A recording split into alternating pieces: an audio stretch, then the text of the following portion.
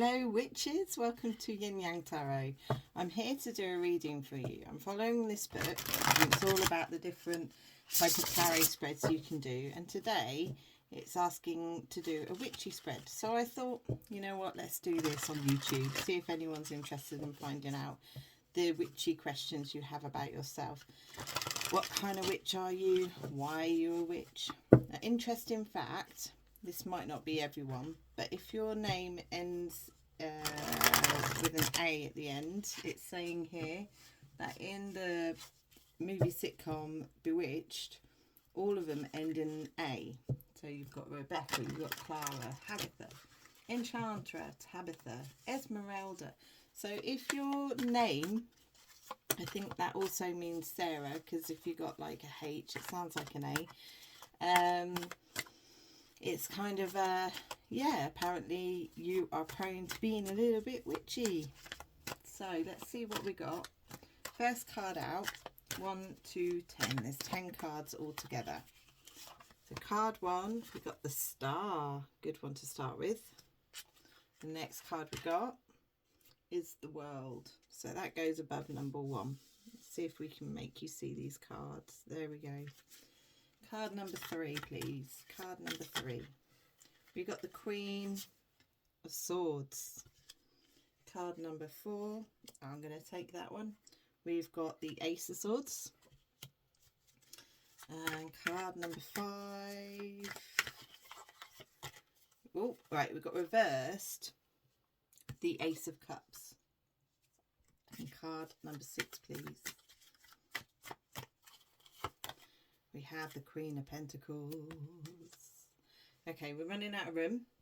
This is a nice spread, but it's a big spread. So we're going to put it down there.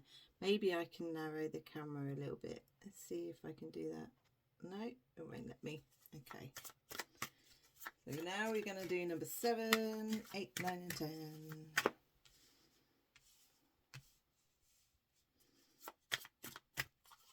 Seven.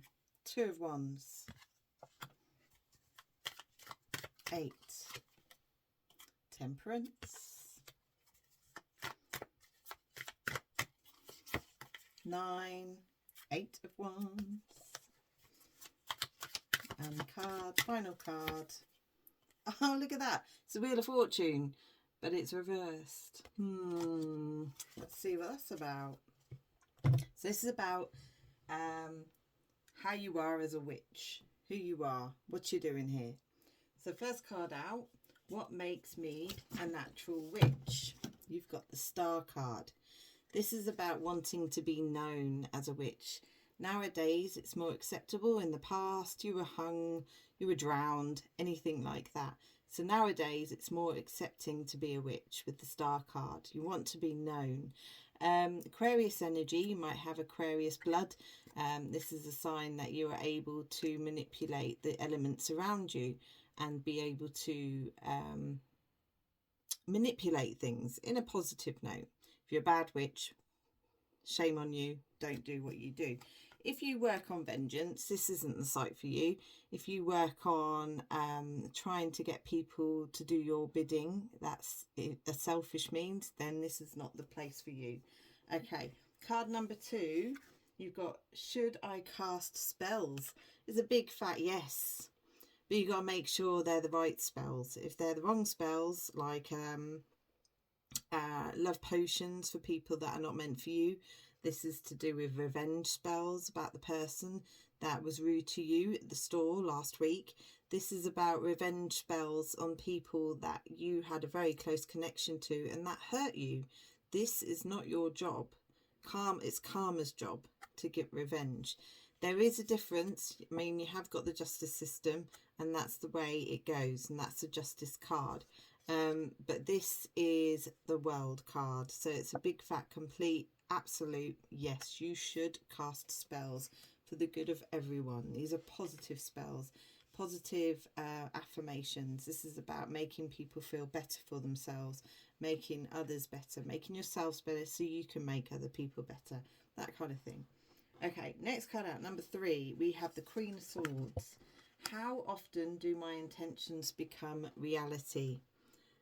As long as you are incantating your truth, there's no stopping you. Okay. This is, you do have to be patient with some of the spells because things don't happen overnight. If you see our reality as something we can manipulate, imagine all the barriers there are to follow. So there is a necessity to wait, and it will happen. It happens in a surprising way, not the way that you've expected, but you have to stay strong and speak your truth. You have to be strong and be logical as well, because there's no point asking for meatballs to fly from the sky, because meatballs, well, if you did ask meatballs to fly from the sky, can you imagine the mess? Cloudy with the chance of meatballs. Right, 4. What is my connection with nature? Card number 4 is this one. So your connection to nature. I like the way you've got a bird there. It's a hawk, a bird of prey, watching. They watch. They pass on information, important information. Your job here is to look after nature, to make sure that it is looked after. You might be someone who is close to plants and animals and all that good, to the earth. Okay, environmentalists, people who look after the good of everyone, the earth mainly, and the animals and the plants that live on it. Okay, and speaking your truth. The Ace of Swords is all about speaking your truth, which is funny because you've got the Queen of Swords and the Ace of Swords together, which is a big fat yes, let's see.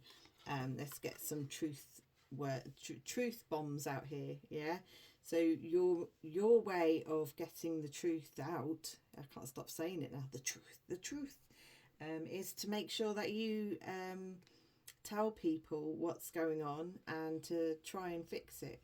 Spread the word. Communication is a big key here. What is the nature of my heightened awareness? Wow, that's a big question. What is the nature of my heightened awareness? Okay, yeah.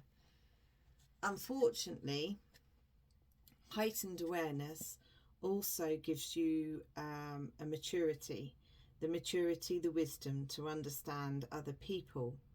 And when that happens, we can go two ways about it. We can start to have little sympathy for the people that do the wrong thing. We have little sympathy for people that are vengeful. And what happens is that with your heightened awareness, the nature is that you run out of sympathy for people who do the wrong thing. That is all that it gives. I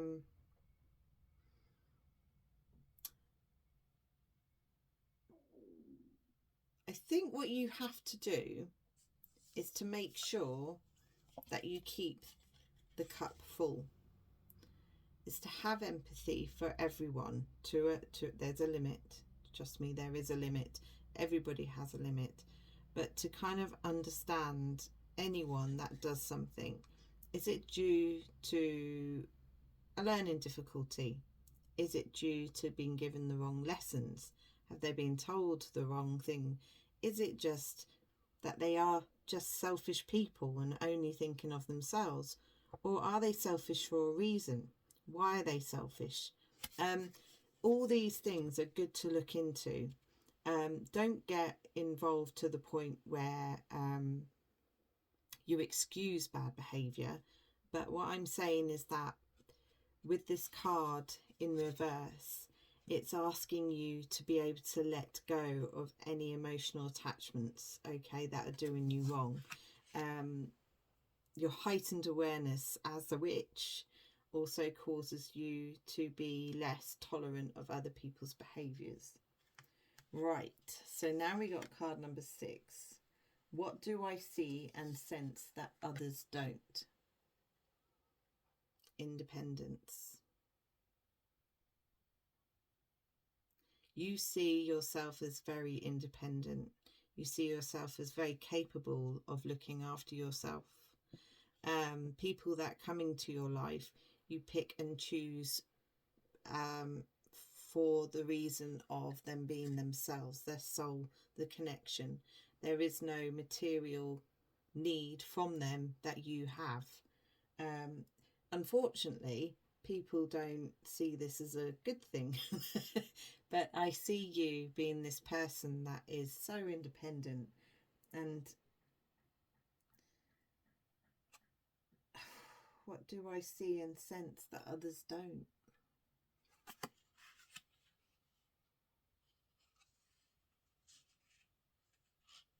Okay, yeah. Sorry, I'm just looking at it in two ways here.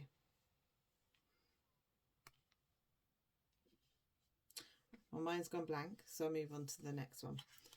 All right, so card number 7, we have, what are the worldly planes to have the strongest connection to?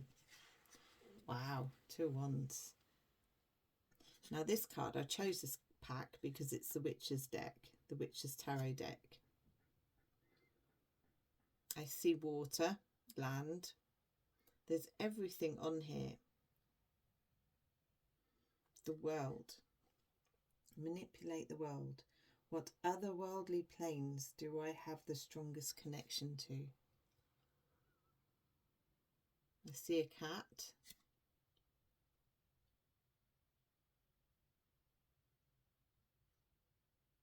What other worldly planes? This man has the world in his hand. That's kind of saying you can do anything.